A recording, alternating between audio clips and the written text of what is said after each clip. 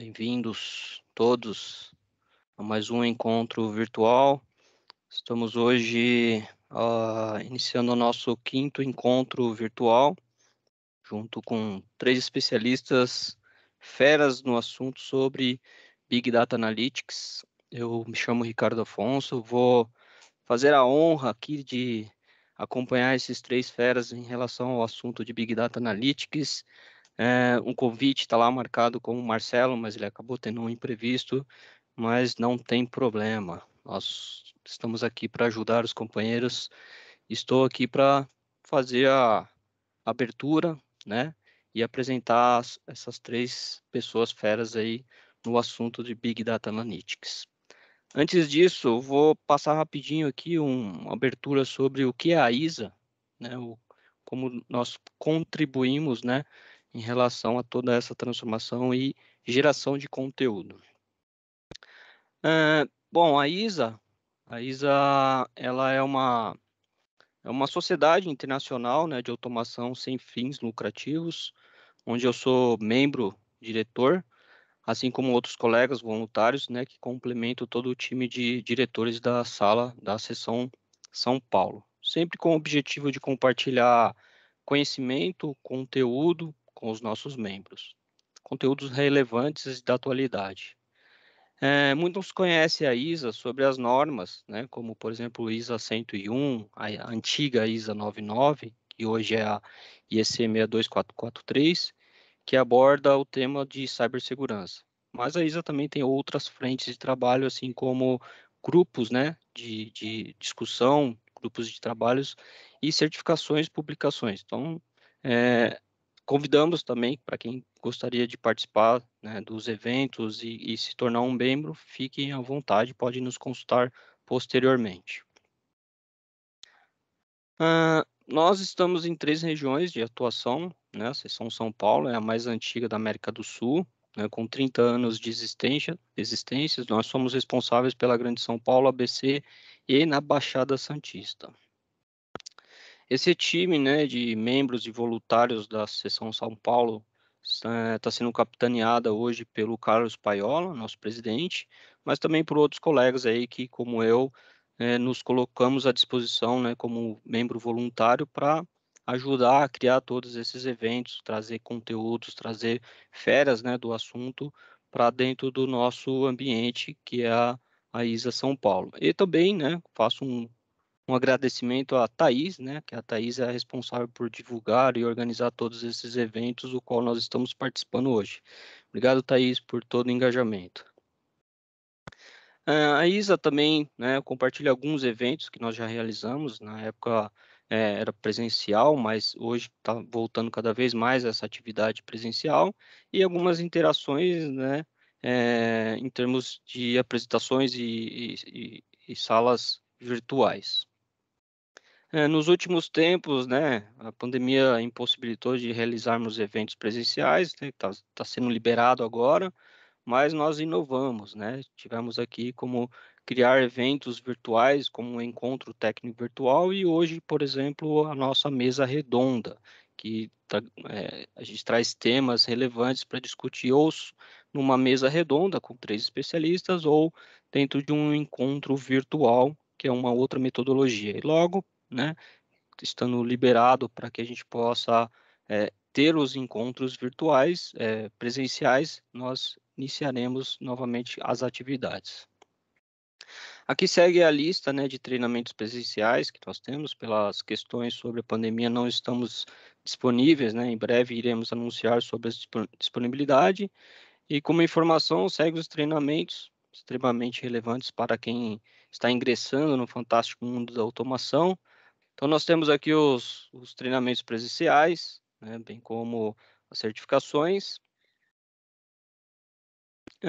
Todos os treinamentos hoje são ministrados de uma forma remota, né, online, e dessa forma nós conseguimos trazer ao público devido à facilidade de ser online, assim como a gente está fazendo um encontro virtual usando o Teams, né? Eu participei já de alguns e acho bem interessante e assim, dá uma flexibilidade, né, em termos de acesso ao conteúdo de uma forma virtual.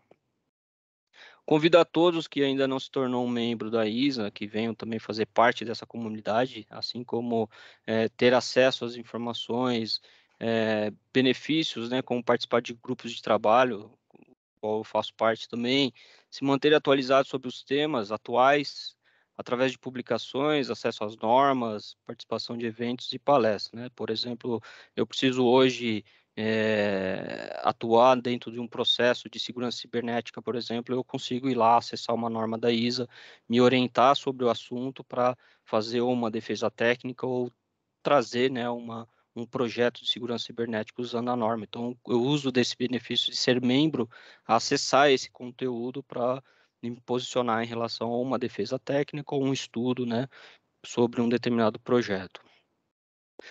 Segue aqui a nossa agenda, né, para o ano de 22, onde estamos já no quinto encontro, que se encontra no formato de mesa redonda, e até o final do ano teremos mais assuntos aí para serem explorados.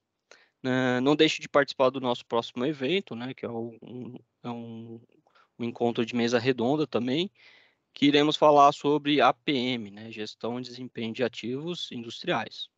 E fica aqui meu convite para quem tem interesse, né, de participar como palestrante, queira compartilhar também conteúdos, ou até mesmo empresas que tenham interesse em patrocinar os nossos encontros técnicos, fique aqui à disposição, né, entre em contato comigo ou com a Thaís, a gente pode estreitar esse relacionamento em relação a esse assunto.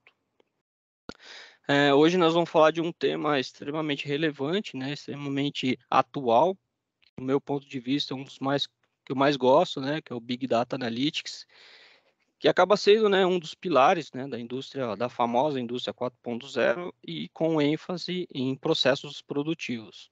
A gente entende, né, que algumas empresas hoje estejam na era 2.0 ou na era 3.0, mas o que a gente sabe é que as empresas hoje têm muitos dados, muitos dados. E não é de hoje que elas estão criando esses dados, né? E essa avalanche de dados, né, que vem de diversas fontes, como historiadores, controladores, né, do tipo PAC, CLPs, DCS, até mesmo RPs, eles precisam ser contextualizados, né? E o Analytics ajuda a gente contextualizar esse bando de dados, né, em informações relevantes para tomada de decisão e decisões corretas, né? A gente quer tomar uma decisão correta. E com isso, né, como eu comentei, nós temos aqui 3 especialistas no assunto, né? Nós temos o Felipe Ramalho Molina, ele é Head of Data na saúde, ID, formado em Engenharia de Computação na Unisanta, com especialização em Informação e Gestão de Negócios pela FATEC e MBA em Big Data e Analytics pela FIA.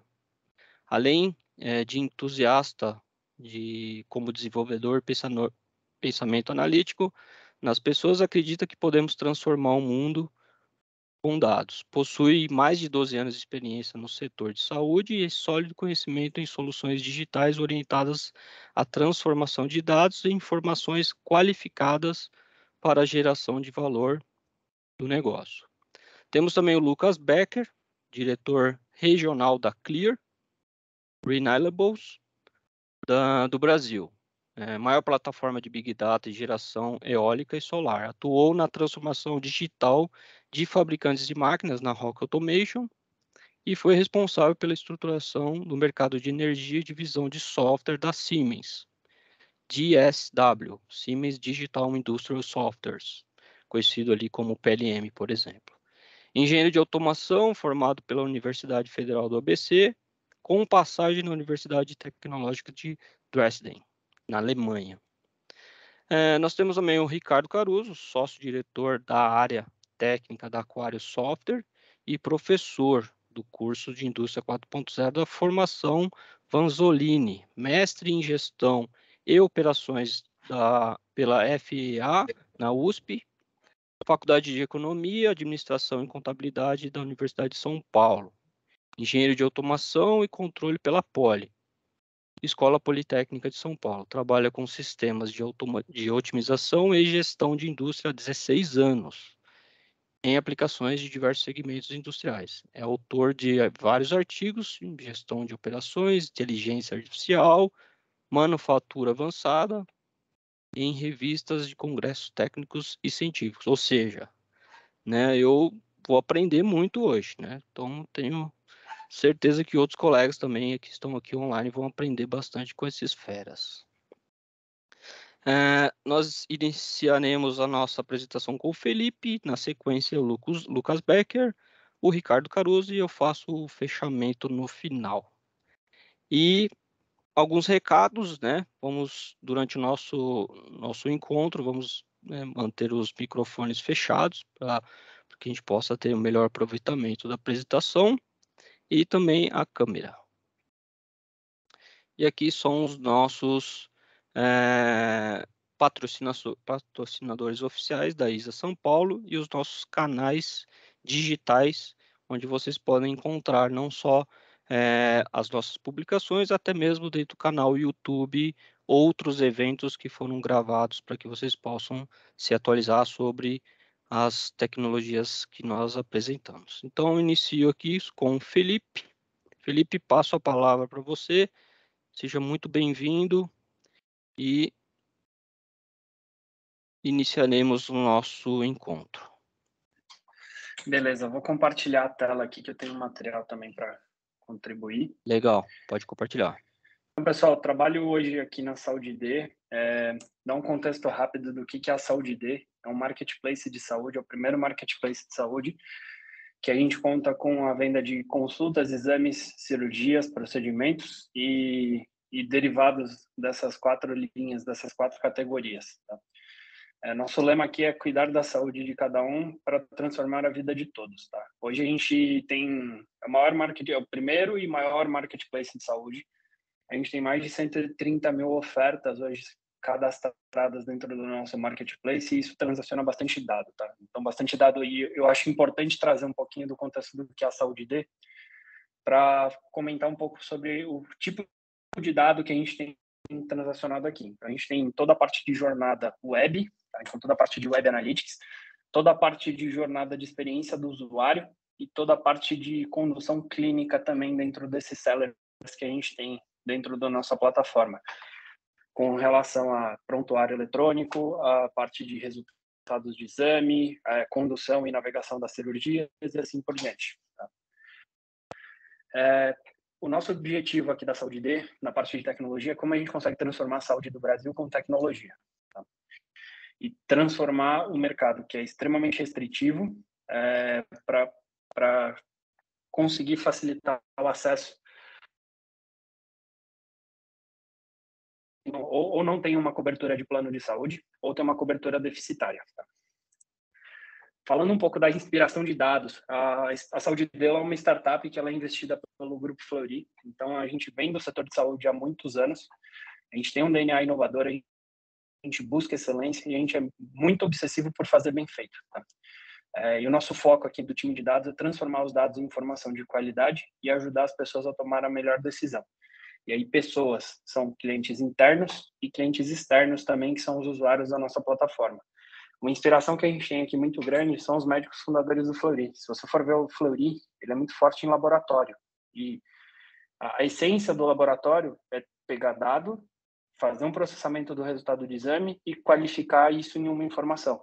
E eu acho que é a prova mais clara que dados salvam vidas nesse contexto. Tá? Falando um pouquinho da estratégia de dados aqui da Saúde D, a gente trabalha 4 pilares de forma muito forte, muito agressiva. Tá? Então, a gente trabalha com integração e padronização, que é criar um mecanismo que habilite a integração e interoperabilidade, que é a relação de dados entre sistemas dentro do setor de saúde, criando padrões, métodos e formas de conciliar o recebimento desses dados. Tá? O segundo pilar que a gente tem forte aqui também é a questão de flexibilidade e escalabilidade. Então, criar método para a gente construir um modelo de produto de dados que ele seja sustentável e garanta uma forma de conectar o máximo de parceiros possíveis. Então, quando a gente fala de um modelo de marketplace, eu tenho os buyers, que são os compradores, eles têm as ofertas são relacionadas aos vendedores. Então, se eu tenho um modelo que ele é flexível, escalável, eu consigo conectar com o máximo de pessoas de forma mais fácil possível, tá? Um terceiro ponto que a gente tem, um pilar que a gente tem forte, é a parte de proteção e segurança de dados. Quando a gente fala dos dados de saúde, toda a parte de coleta, o uso com base em definição de negócio e a proteção na cadeia de processos, ela é extremamente relevante e extremamente complicada quando a gente fala em aspectos legais, gestão de consentimento ou até mesmo coisas relacionadas à LGPD. Então, um exemplo mais claro disso é uma informação clínica, às vezes de um resultado de exame ou uma questão de um prontuário eletrônico, que você tem que ter todo um grau de confidencialidade e a gente não pode usar o dado de forma tão aberta assim. Tá? Então, tem uma série de sanções e regulamentações. E o quarto é o uso contínuo dos dados e o uso de analytics dentro dos outros pilares. Então, a gente desenvolveu um mindset data-driven aqui dentro da Saúde D, que permita que a gente analise, interprete os resultados, busque oportunidades dentro dos nossos produtos e consiga tomar a melhor decisão. Como que a gente trabalha com Big Data e Analytics aqui? Então, a gente tem 4 grandes áreas. A gente tem um núcleo de análise de dados, que ele entende, prioriza os produtos de dados, entende uma questão de qual é a capacidade de entender sistemas e fluxos de coletas e construir as regras de negócio dentro do nosso data lake. Tá? Eles também são especialistas em pensar em formas de exibir essas informações, usando as melhores técnicas para facilitar também o entendimento para o usuário final. E aí aqui o usuário ele pode ser o mais diverso possível. Então, a necessidade de visualização de uma área de marketing, ela pode ser diferente de uma área de produto, por exemplo. Desculpa. Tem toda a parte de engenharia de dados, que aí a responsabilidade de desenvolver soluções que facilitem a automatização de alguns processos e construa um processo de ELT, que é extração, carga e transformação de dados, e tenha os processos para monitorar a transformação e consiga garantir a integridade dos pipelines. Além disso, tem uma área de arquitetura, que ela define a arquitetura de dados em cima de um modelo lógico e ela garante que a gente está desenvolvendo os melhores processos. As ferramentas estão habilitando o nosso ambiente em questão de qualidade, política e o melhor uso de dados. Além disso, a gente tem um time de Advanced Analytics, que ele analisa, interpreta, ele busca oportunidade com base nos dados disponíveis para a gente explorar os melhores insights ou alavancas de negócio. Tá? E, além disso, ele também é responsável por construir e buscar os melhores modelos matemáticos, algoritmos, ou até mesmo habilita a construção de machine learning, inteligência artificial, para apoiar ou alguma decisão ou trabalhar algum processo dentro do nosso marketplace. E aí, daqui a pouco, eu já trago alguns cases, alguns exemplos de cada uma dessas áreas. Falando um pouquinho de método, a gente tem uma consultoria que apoia a gente, e a gente tem uma metodologia própria, que a gente sempre avalia os 4 pilares. Então, Analytics, o quanto a gente trabalha com Data-Driven, a parte de cultura analítica e a parte de Big Data. Tá? É uma metodologia que a gente construiu junto com a consultoria, que ela leva em consideração, a gente chama de 3P1T, que é pessoas, processos, políticas e 1T a tecnologia. Tá? Então, dentro dessas 4 vertentes de Analytics, Data-Driven, cultura analítica e Big Data. A gente tem um estágio de maturidade que a gente acompanha, e isso faz parte dos nossos OKRs aqui, que são os nossos objetivos de crescimento de negócio. Tá? De sempre, a cada avaliação, a cada ciclo, a gente sempre tem que tem que evoluir alguns aspectos para que a gente consiga mensurar e monitorar essa evolução. Tá? Então, isso habilita a gente a trabalhar um modelo de cultura analítica e disseminar essa cultura para a empresa como um todo e trabalhar como se a gente tivesse uma evolução, um ciclo de evolução contínuo para a evolução de tomada de decisão com base em dados. Tá? Um ponto interessante, só para reforçar, por exemplo, dentro da nossa metodologia, hoje 85% dos nossos dados a gente já considera ele como estruturado, tá? Então a gente tem ou uso de NLP ou alguns mecanismos de machine learning, que ajudam a gente a fazer um modelo mais estruturado de dados, e isso no final ajuda também a parte de analytics. Hoje a gente tem uma stack de ferramentas que ela olha muito mais para uma questão de storage, processos de ingestão, streaming ou até mesmo batch, modelos de visualização ou exploração de dados, toda a parte de processo de análise e toda a parte de web analytics. Tá? Além disso, a gente usa uma stack também de ferramentas que ajudam bastante a gente numa questão de organização de processos mesmo. Tá? Hoje, aqui na SaúdeD, a gente trabalha bastante com uma stack da Google. Tá? Então, isso é por uma questão muito mais estratégica, mas eu acho que o ponto aqui desse slide é que toda vez que vocês falarem de Big Data, vocês sempre têm que se preocupar dentro do modelo de vocês, um modelo para fazer o armazenamento desse dado, formas de ingestão, formas de explorar e visualizar o dado, e formas que vocês acelerem o processamento de dados para que você consiga ter dentro do Big Data um modelo de 3 vezes, né? De volume, variedade e velocidade. Aqui eu trouxe um slide que é da Google, só para vocês terem uma ideia do universo que a gente pode trabalhar quando a gente fala de tecnologia e dados. Tem um stack que é metade das ferramentas do Google, elas trabalham especificamente ou com formas de armazenamento ou bancos de dados, ou formas de trabalho com Big Data, ou formas de trabalho de Machine Learning, inteligência artificial. Então, é uma stack bem grande e tem muita possibilidade.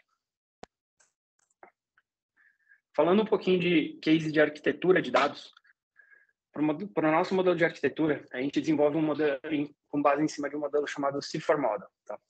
É uma metodologia aberta que ela trabalha com 4 níveis de desenvolvimento.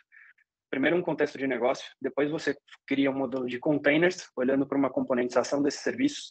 Depois, você tem um terceiro nível de componentização, de detalhamento técnico dos serviços. E a quarta parte é uma execução de código. É um modelo bem comum e bastante utilizado no modelo de arquitetura de software. A gente fez algumas adaptações e a gente usa esse modelo de arquitetura para modelo de arquitetura de dados mesmo. Isso ajuda bastante a gente na construção das zonas de consumo dentro de Big Data. Aqui eu queria trazer alguns cases para vocês, que a gente trabalha com Big Data. Tá? Parte de MDM de pessoas, a gente tem um modelo de arquitetura que ele é flexível e ele tem uma escalabilidade para processamento que permite um processamento diário hoje de mais de 16 milhões de linhas em poucos minutos. Tá? Aqui o MDM de pessoas é um cadastro único, é um Master Data Management de pessoas, que ele caracteriza cada pessoa, ele roda regras de validação de negócio, validação de dado mestre, enriquece esses dados e tem um modelo de processo e governança de dados com recorde de linkage e tudo mais. Ele habilita para a gente construir regras de negócio e papéis dentro das pessoas que transacionam dentro do nosso marketplace. Aqui eu fiz um diagrama de Venn e ocultei algumas informações de algumas empresas ou alguns sellers que a gente tem. Essa parte amarela, por exemplo, é uma análise que a gente faz em cima dos médicos do CFM, que é o Conselho Federal de Medicina, e além disso a gente cruza a possibilidade deles serem, possibilidade não, a forma com que eles são cadastrados nos nossos sistemas com relação a alguns prestadores que a gente tem de mercado. Então a gente consegue dar atribuições, e isso para a gente é super importante porque influencia da forma que eu faço a régua de comunicação com as pessoas. Então, por exemplo, se eu estou falando de saúde, e eu sei que a pessoa é um profissional de saúde, a minha comunicação com ela pode ser totalmente diferente de uma pessoa que ela não tem tanto conhecimento com saúde. Tá? E isso pode gerar até consumo de leads ou formas de abordagem, explorar outros assuntos e tudo mais. E além disso, da parte de MDM, quando a gente fala de processo e governança, a gente tem o domínio do dado e governança, que a gente tem sempre uma tríade aqui que a gente se preocupa. O domínio do dado, que é nosso, mas a gente tem a questão de gestão de consentimento do usuário, tem a questão de sensibilidade do dado por uma questão governamental de LGPD, e a gente pode ter uma categoria de processo que a gente pode categorizar através da permissão de acesso desses usuários. Além disso, tem outro case que eu queria trazer para vocês, que a gente usa para dados públicos. Então, dentro do setor de saúde, Kines, DataSUS, são bases que têm muitos dados de forma pública. A gente utiliza esses dados para fazer a ingestão dentro do nosso data lake e constrói visualizações utilizando a nossa inteligência para poder enriquecer esses dados. Nesse exemplo aqui, do lado esquerdo, a gente tem o cadastro do CNES, que é o Cadastro Nacional de Estabelecimentos de Saúde, e do lado direito é um dashboard que a gente construiu para ter uma inteligência de prospecção do time comercial para novos sellers dentro do modelo de saúde. Um outro case bacana, parte de cotação de exames. Aqui a gente usa Big Data e Machine Learning. Tá? Então, a gente tem uma quantidade de transações de exames, de cotação de exames, de orçamentos, que ela é gigante. Tá? O que acontece? O usuário, ele pode mandar para a gente a informação através de uma foto, um PDF, ou encaminhar um pedido de alguma outra forma. Tá? A gente faz a interpretação desse resultado, dessa solicitação de exame. Tá? Então, aqui eu anonimizei os dados, mas tem um exemplo, uma imagem que dá para a gente ter uma ideia. A gente roda um algoritmo de machine learning com uma lógica fuzzy, que ele traz um nível de confiança do texto encontrado dentro do pedido médico. Então, aqui, por exemplo, dentro dessa solicitação, dessa prescrição, a gente tem um exame de hemograma completo, que ele está como hemograma completo. A gente encontrou esse exame na nossa base e tem um nível de 100%. Além disso, ele tem um outro exame de glicemia em jejum, que ele encontrou como glicose em jejum, e ele deu um nível de confiança de 85%. Tá? E aí, com base nesse algoritmo aqui, e aí usando esse nível de confiança, a gente consegue achar esse pedido de forma automática dentro da nossa loja, e a gente consegue montar um carrinho de forma automatizada. Tá? Hoje, para vocês terem ideia, 60% das nossas transações de orçamento de exames, ele é feito de forma 100% automática. A gente não tem nenhuma interação humana dentro desse processo. E aí, um ponto que eu acho que é importante trazer, ele ajuda o time de Inside Sales, que é a parte comercial aqui da Saúde D, ele fortalece isso para parcerias, porque eu posso usar esse mesmo mecanismo de machine learning para receber dados de parceiros que demandam exames para a gente, ou eu posso simplesmente ter uma forma de ter um contato com o cliente de forma mais rápida, mais efetiva, e direcionando uma forma, instruindo melhor ele dentro do modelo de navegação do nosso marketplace. Além disso, a gente tem um outro modelo, que é um LTV, Lifetime Value. Tá? O que a gente tinha de problema aqui dentro desse contexto? A gente direciona as ações comerciais com oportunidades de maior valor agregado. Então, como é que a gente entende o maior valor agregado? Dentro do algoritmo de LTV, você olha para alguns aspectos de recência, frequência e valor, e o tempo como cliente. E aí, dentro disso, a gente consegue fazer análises demográficas, tá? Então, olhando por gênero, por faixa etária, e tirar algumas conclusões de exames específicos, ou até mesmo montar um modelo de market basket, que eu consigo trazer os principais exames, produtos ofertados por uma faixa etária ou por um gênero específico, e aí você consegue trabalhar atuações de campanhas de marketing de uma forma muito mais efetiva e muito mais direcionada. Por fim, eu tenho também um modelo de linha de cuidado, que é um produto de dados que é extremamente relevante. Tá? Então, o problema que a gente tem hoje, o mercado para frente B2C, ele é muito pouco explorado para players conhecidos que tenham uma gestão de linha de cuidado, coordenação de saúde, principalmente quando a gente fala para crônicos. Tá?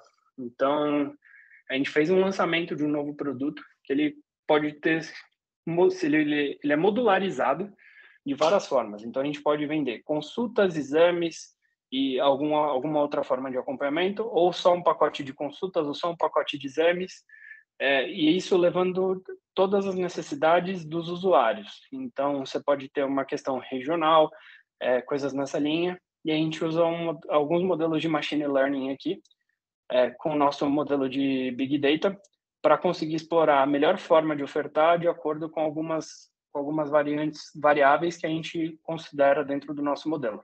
Tá? Então, exemplos de linhas de cuidado, você pode ter linhas de cuidado para asma, para diabetes, doenças renais crônicas, hipertensão, HIV, obesidade e assim por diante. Esse modelo que a gente tem hoje aqui, ele olha especificamente para diabéticos. Tá?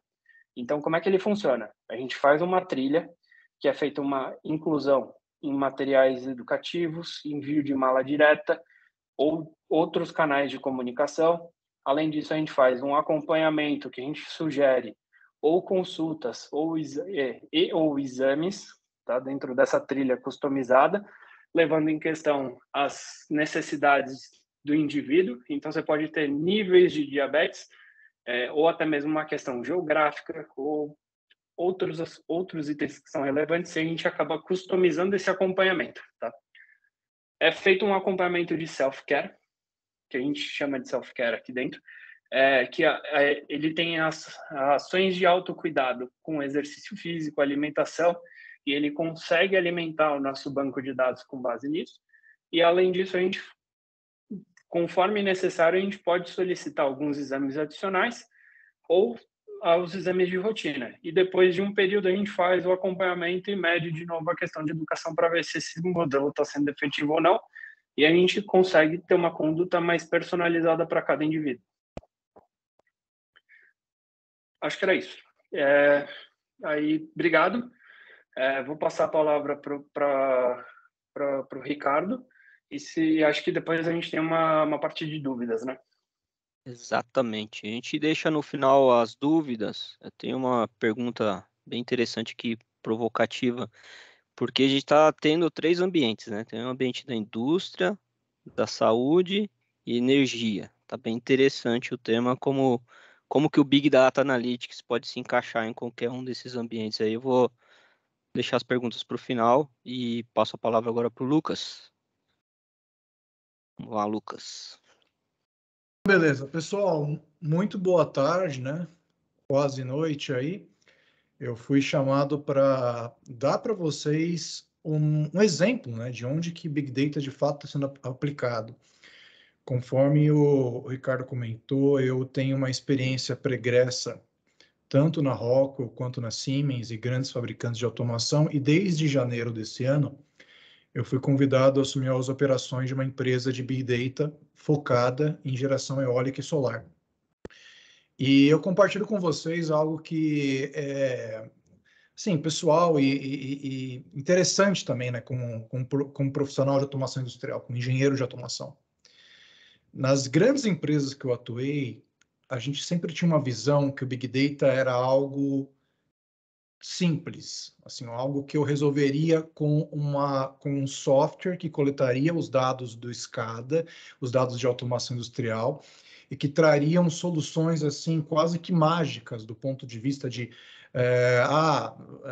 aquele determinado motor ele vai quebrar em tanto tempo, ou que que a gente teria um resultado muito robusto em manutenção preditiva que mudaria o cenário da indústria.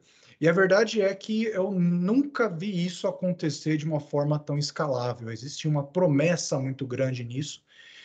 Sempre se aquela promessa de que vai acontecer, mas não eu não vejo isso de forma escalada em nenhum grande fornecedor de automação e também do mundo de software, né? Nem tanto das grandes fabricantes de ERP e de fabricantes de softwares como um todo. E eu me questionava muito por quê. E tal como, fazendo aqui uma citação de Lord Kelvin, né, que era um grande físico, ele dizia que a mecânica já tinha descoberto quase todos os fenômenos da natureza. E só faltava um pouco para a gente contemplar todas as leis da natureza em fórmulas, né? E esse um pouco acabou sendo toda a mecânica quântica que abriu um calhamaço de assuntos, né? Graduações e graduações para a gente descobrir. E eu acredito que Big Data é nesse mesmo sentido. Então, não é algo que a gente pode negligenciar, algo que a gente está descobrindo agora e algo que tem potencial para mudar muito a abordagem como a gente atua em automação industrial. Eu quero dar um exemplo para vocês do porquê disso, porquê dessa minha dessa forma que eu estou frisando. Então, para dar um exemplo para vocês, eu vou trazer um caso da minha empresa, vai ficando claro. Então, vamos lá. Nós somos, hoje, a maior empresa de Big Data Analytics para geração eólica e solar. Nós temos dados de 10 vezes a capacidade instalada do Brasil, em 40 clientes espalhados pelo mundo. E nossos dados basicamente vêm de fontes de seguros, né, de sinistros relacionados a ativos eólicos e solares, e a dados escadas também, né, que compõem essa nossa base.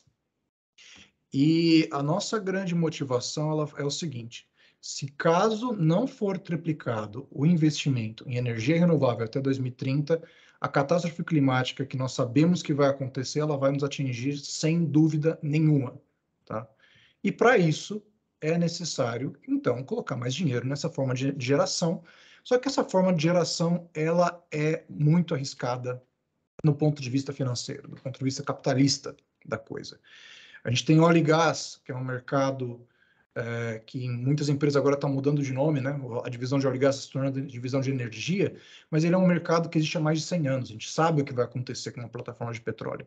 Agora, uma pá eólica, um painel solar, essa tecnologia, ela existe, de fato, operando há 20, 30 anos no máximo. Então, faltam dados, existem muitas premissas, e isso afugenta investidores. Desde o começo, né, do projeto da pré-construção desse ativo, a sua operação, aos problemas que ele pode dar e depois a venda desse ativo no futuro, né? E qual que é uma forma, então, da gente conseguir reduzir esse risco? Big Data é uma aplicação voltada para reduzir esse risco. Só que qual que é o grande problema? O problema é que existem duas abordagens que, se forem atuadas de forma separada, elas tendem ao fracasso. E aí eu fui entender isso com mais calma. De um lado, a gente tem a abordagem básica de automação industrial, de acreditar que é muito simples, né? A gente tem uma base instalada de PLCs, de SDCDs em nossos clientes, a gente simplesmente cria uma plataforma que conecta esses dados via OPC-UA. Isso vai gerar um dashboard e aí um determinado algoritmo vai identificar falhas, né?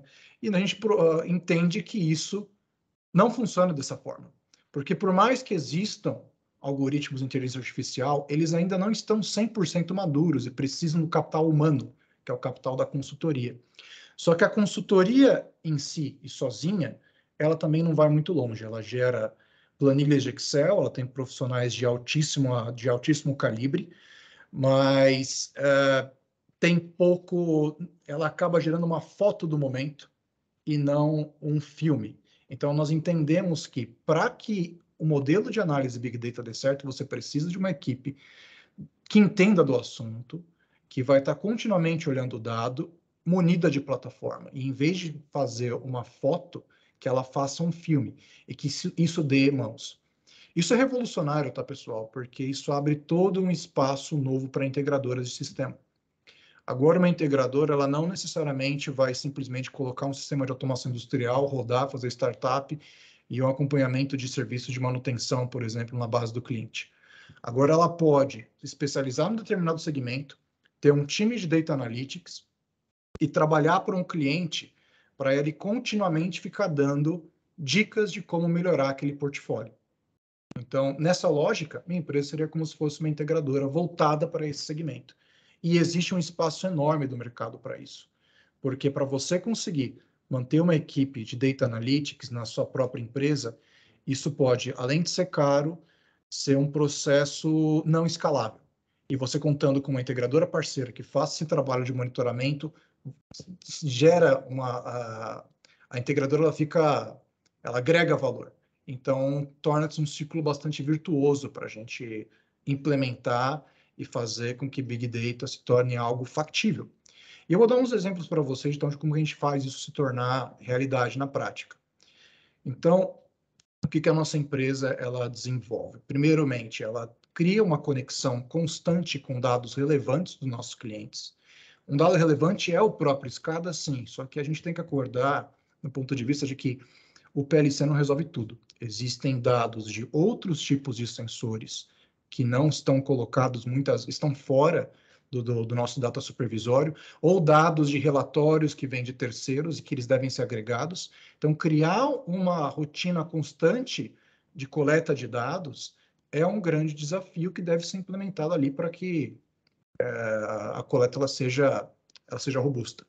Depois, o tal do data mining, que é pegar esses dados e limpar eles de uma forma que eles estejam colocados numa base comum para análise e deixar esse dado disponível, limpo, lapidado para o nosso cliente consumir sempre que ele precisa. E esse dado, o cliente não só consome, quanto a nossa equipe entra nesse repositório para fazer análise em cima do dado e falar, olha, cliente, eu não estou te entregando um dashboard falando aqui, olha os problemas que você tem. O que você faz agora? Se vira. Não, eu estou dando para ele esse dashboard com indicadores, mas continuamente analisando o que ele deve fazer e priorizando essas ações. Vocês sabem muito bem que a gente vive nessa avalanche de dados e simplesmente colocar o dado, planilhar e apresentar de uma forma adequada não é suficiente. Então, esse valor de ter um especialista que aponta o que deve ser feito, que é um suporte, é um espaço que eu vejo muito favorável, novo, no ambiente de automação industrial. Então, aqui um exemplo para a gente tangibilizar, né? Então, no caso desse mercado que a gente está comentando, de geração eólica, uma coisa que é curiosa é que muitos os fabricantes de aerogeradores, são a Siemens, a GE, Vestas e outros, evidentemente, cada um utiliza o seu sistema de controle. Os sistemas de controle eles têm sua própria forma de gerar dados, então isso é uma dificuldade grande para você colocar isso num denominador comum. Então, a gente tem todo um trabalho para, no caso aqui, são dados de geração. Então, esses dados aqui são dados que não, dados sujos, dados de falta de referência entre distintos controladores. Então, a gente aplica aqui técnicas para que a gente tenha um dado mais limpo possível, mostrando a incerteza para o cliente e colocando dentro da plataforma o visualizador para ele enxergar esse dado sendo lapidado. Mas aí isso não para aqui, né? Uma vez esse dado está na plataforma, aí a equipe de análises, a equipe de data analytics, né, de consultores, a denominação que vocês queiram chamar, vai trabalhar em cima desse dado para quê? Para mostrar, para apontar onde que o cliente tem que prestar atenção. Então, um caso muito importante de geração de energia eólica e solar é a gente garantir a menor incerteza possível da energia a se gerar, né? Ter um menor forecast, porque se eu sei o quanto que eu vou gerar, eu consigo uma melhor previsibilidade, eu consigo um melhor financiamento ou vender meu ativo da melhor forma. Então, a gente está olhando em especial para isso nesse mercado. A gente entrega para o cliente quadrimestralmente notas de como esse ativo está performando frente aos seus pares. E aqui cabe muito a questão da segurança da informação. Então, toda vez que a gente participa de um projeto, a gente fala para o cliente, olha, nós vamos disponibilizar para você dados de seus pares, para você desenvolver benchmark, e nós também queremos utilizar o seu para que isso seja um ciclo virtuoso. Para isso, existe todo um trabalho de confidencialidade desse dado, para que esse dado não fique claro a quem pertence, seja um dado neutro, um dado comparativo, um dado que realmente caia no sentido de melhorar o algoritmo, de melhorar a análise. E, surpreendentemente, os clientes aceitam isso, porque eles entendem que é um benefício em prol da comunidade, em prol da geração de energia, e isso funciona muito bem. E aqui, então, a gente entrega as notas relacionadas às diferentes categorias de como está performando o parque desse cliente, e depois a gente vai dar pesos do que ele tem que fazer frente ao risco que determinada ação teria caso ele não executasse. E isso daqui é um grande valor, né? Que é você conseguir apontar prioritariamente o que deve ser feito e não deixar o cliente no escuro, naquela maré de dados que o toma de forma constante. Bom, aqui para explicar um pouco para vocês, também do ponto de vista que nós entendemos, né, como que essa jornada funciona para esse novo tipo de integração, é o seguinte, então, 4 fases. Primeiro, definir com o cliente o escopo. Eu estou querendo entrar nesse mercado, tenho já uma quantidade de dados, ou não, esse vai ser o meu primeiro caso, é definir o escopo com o cliente de onde que eu quero chegar, definir como que eu vou coletar o dado, isso vai variar de projeto a projeto. Depois, eu vou dar o acesso desse dado para o meu cliente, depois que eu lapidei o dado, deixei ele adequado, e continuamente vou proativamente dando ao cliente relatórios de melhoria, consultorias quinzenais, calls, sendo realmente aquele parceiro técnico confiável, tal do Trusted Advisor, e vou precificando esse meu serviço de uma forma temporal. Então, isso vai garantindo uma escalabilidade para o cliente, foco nele naquilo que é o core business. E dá gás também da ticket, né, a nossa área de automação, que ela fica livre, né, ou consegue criar mais projetos que não são aqueles do tipo turnkey e ficar dependendo apenas disso, vai acompanhando e vai mantendo a expertise ao longo do desenvolvimento do projeto. Os resultados desse tipo de análise para o nosso mercado então, em especial, a redução da incerteza da geração de energia ao longo de todo o ciclo de vida do ativo. Isso garante ao cliente uma melhor condição de financiamento do ativo de pré-operação ou ter certeza, ou mais próximo possível da certeza, de quanto que ele vai gerar, o que ele espera de um determinado fabricante ou de um determinado prestador de serviço que vai estar atuando com ele. Do ponto de vista da operação, entender se ele está perdendo energia de geração e aonde que está essa energia. A redução de sinistros, que nem eu comentei, como esse mercado é muito novo, o maior custo de OPEX hoje para o mercado de renováveis é seguro, porque existe uma incerteza alta. Então, como a gente faz para mitigar isso? E aí, benchmark, né, o Big Data entra nesse caso e, claro, preparar o ativo para uma eventual venda ou validar uma compra para saber se isso faz ou não faz sentido. E aqui estão alguns casos reais que a gente vem atuando. O primeiro caso, ele vai comentar de um fundo. Fundos, eles vêm investindo cada vez mais nessa categoria de ativo, em fazendas solares, em plantas solares. E é interessante, né? Porque acaba sendo um cliente pouco típico do segmento de automação, mas que agora a gente começa a criar um mercado novo para o nosso segmento. Porque o que o fundo ele faz? Ele compra uma fazenda ou parte de uma fazenda eólica e ele deixa um terceiro tocando, mas esse terceiro está tocando da forma mais adequada, existe possibilidade de melhoria, então a gente vem atuando com o fundo para melhorar a campanha dessa fazenda, garantir relatório que prove a melhora dessa campanha para que o ativo ele seja vendido da melhor maneira possível. Né? Esse foi o drive desse primeiro caso. O segundo caso, a gente está trabalhando com uma seguradora chamada G-Cube, do grupo Tokio Marine, para ela conseguir fazer uma análise de risco mais adequada do parque, né, que ela vai estar atuando, e conseguir dessa maneira uma cotação mais em conta para o seu cliente final. E por fim, o caso de uma empresa de energia canadense que vem utilizando a nossa plataforma para comprar melhor, né, a parques solares, parques eólicos, e garantir que isso tenha um retorno, garantir uma melhor condição de, eventualmente, revender isso no futuro.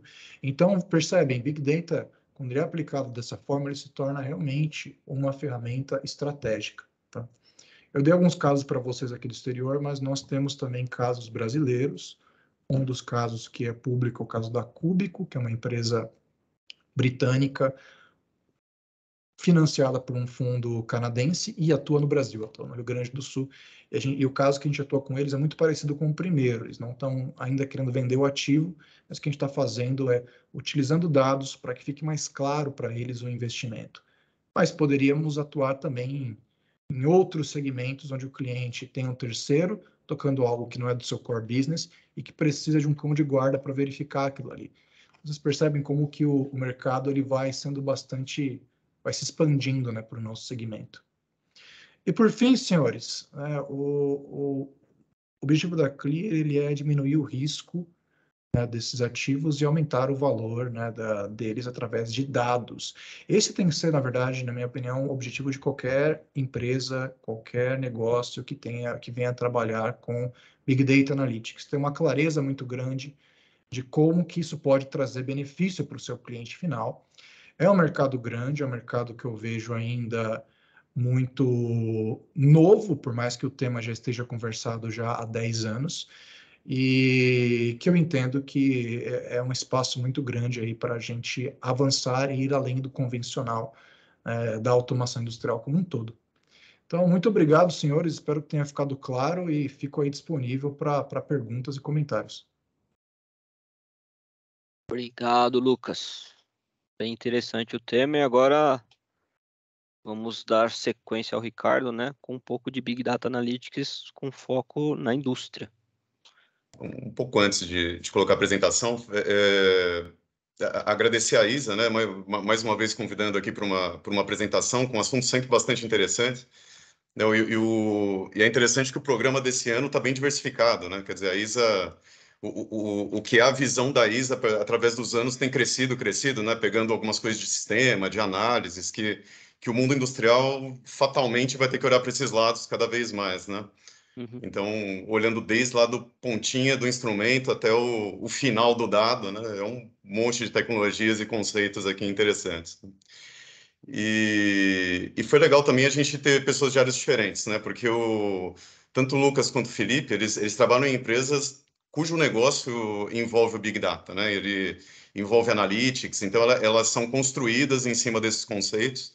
Então, com uso maduro, com plataformas maduras, né? Concordo com o Lucas, não é fácil, né? De fato, quando você olha essa ideia do preditivo, eu vou lá, plugo no seu sistema, ele sai falando quando vai falhar seu equipamento, né? Isso nunca é verdade, e nunca é só pluga, e nunca é tão simples, né? E sempre exige conhecimento humano, exige trazer especialistas, né? Os grandes sistemas, um exemplo parecido com turbinas de avião, né? Que a GE tem um centro de monitoramento com inteligência artificial, lá, e 50 dos maiores especialistas em turbina, olhando para todas as turbinas do mundo. Quer dizer, as pessoas estão lá, né? A gente não está substituindo os especialistas por inteligência, só está viabilizando essa escala, né? Então, como o Ricardo já comentou, né? Eu trabalho na Aquário Software, que é uma empresa de distribuição de softwares para automação e gestão industrial e consultoria nessa área. Então, a gente trabalha bastante com implantação de analytics, com implantação de sistemas de coleta de dados para vários dos nossos clientes. E eu trabalho também lá na Vanzolini como professor do curso de Indústria 4.0. Então, esse assunto a gente tem discutido muito, assim, tanto com os clientes quanto com os alunos. E o ponto de vista talvez seja diferente do Felipe e do Lucas, porque normalmente a gente tem plantas que já existem, quer dizer, são empresas de manufatura, fábricas de processo, né? E eles estão tentando entender como eu uso esses novos recursos, quer dizer, qual a melhor forma de usar analytics, usar Big Data, para melhorar o meu negócio, que não é um negócio digital, né? Que é um negócio de manufatura, de produção, um negócio físico, né?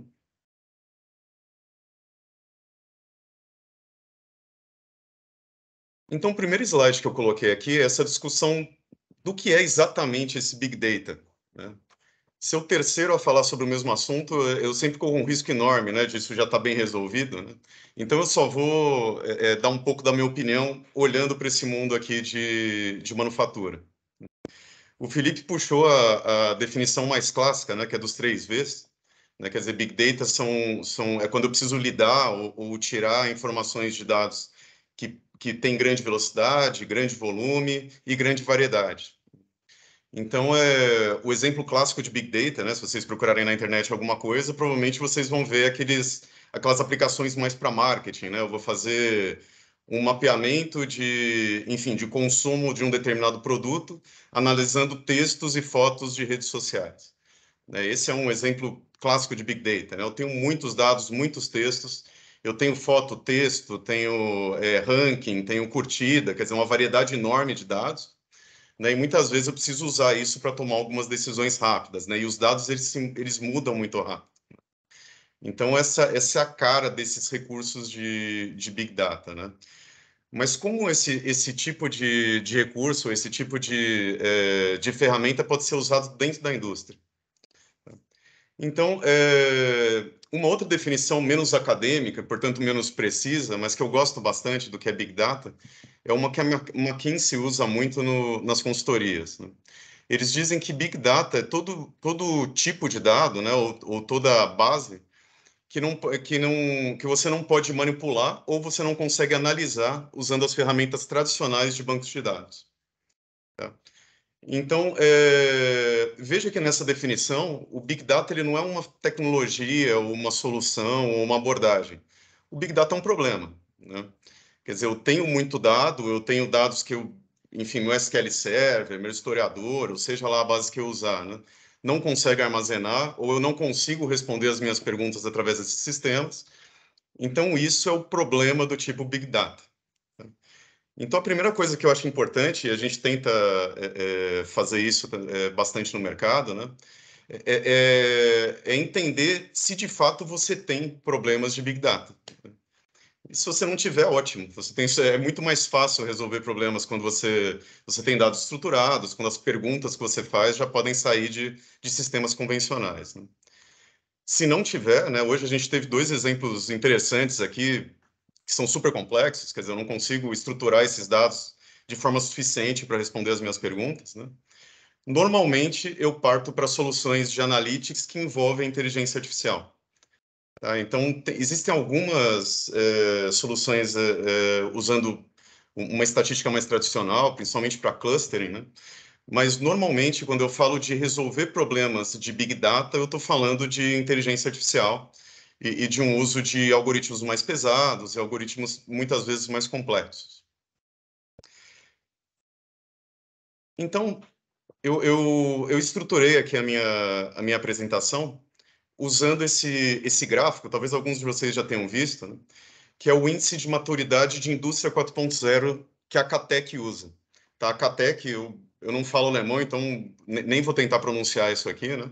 Mas ela é a Academia de Tecnologia e Ciências da Alemanha, que foi o pessoal que inventou o termo indústria 4.0. Né? A CATEC, junto com a Universidade de Aachen, eles desenvolveram uma série de metodologias principalmente de levantamento de maturidade dos sistemas, né? É a metodologia que a gente usa até na Aquarius em nossas consultorias. E eles classificam os sistemas industriais em 6 níveis de maturidade.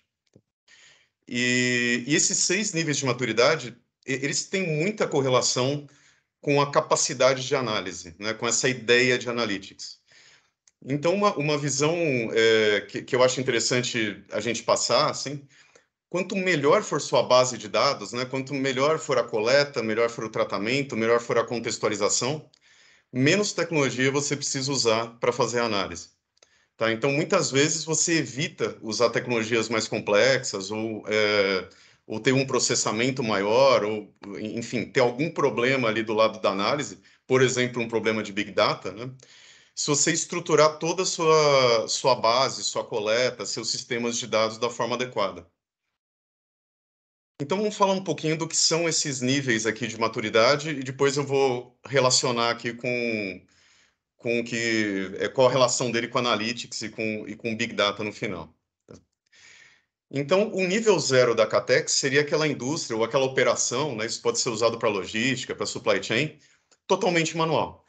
Né, aquela cozinha onde tem um camarada com uma panela, uma colher de pau, eventualmente anotando alguma coisa no papel. Tá? Esse é o nível 0. Né? O nível 1, eu começo a usar algum nível de informatização.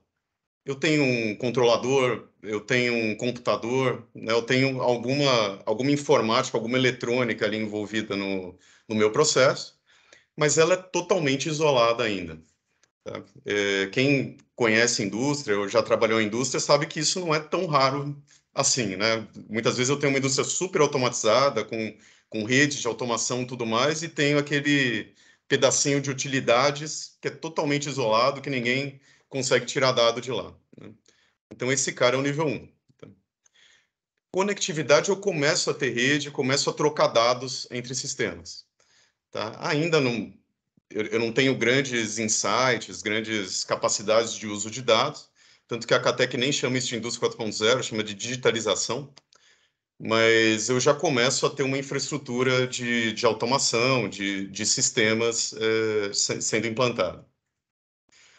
No nível 3, que é o primeiro nível indústria 4.0, eu começo a ter visibilidade. Quer dizer, de alguma forma eu tiro os dados desses sistemas de automação, desses sistemas de chão de fábrica, desses sistemas logísticos, e eu apresento esse dado para quem precisa.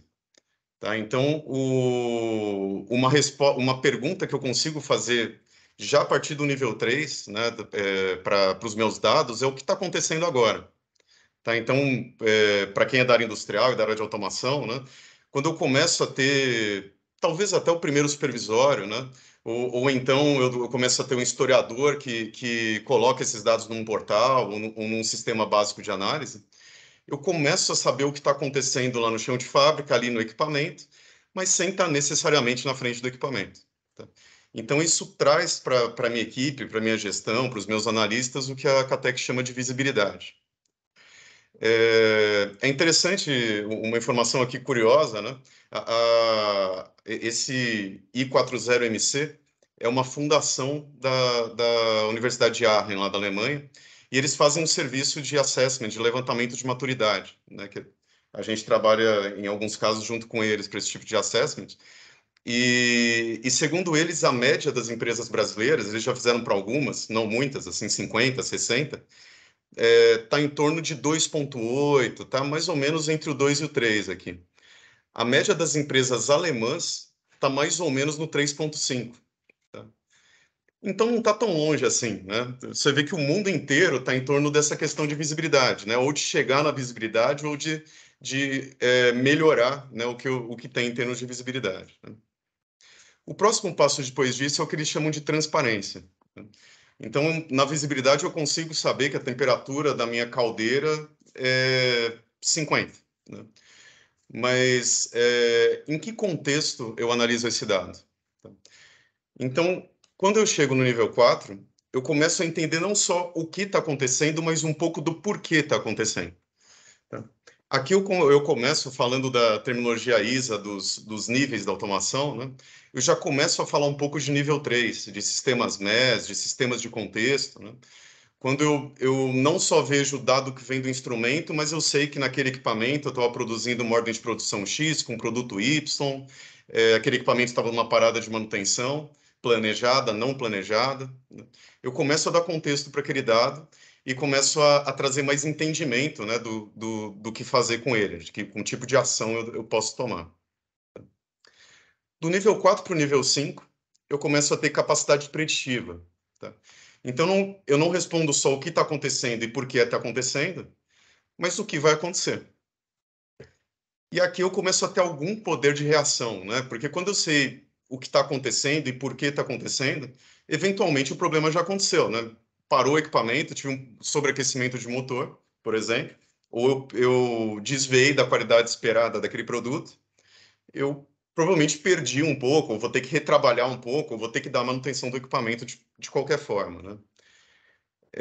Quando eu entro na capacidade preditiva, eu começo a entender esse equipamento pode sair pode ter um problema daqui a um tempo X, ou eu posso ter um desvio de qualidade, ou, enfim, meu estoque pode chegar na capacidade máxima daqui a um tempo X. E eu posso tentar evitar esse problema atuando no processo. Então, essa aqui seria o passo, né, depois da transparência. E, por último, a adaptabilidade. Né? Eu não só entendo o que vai acontecer, mas meu sistema ele reage ao que vai acontecer.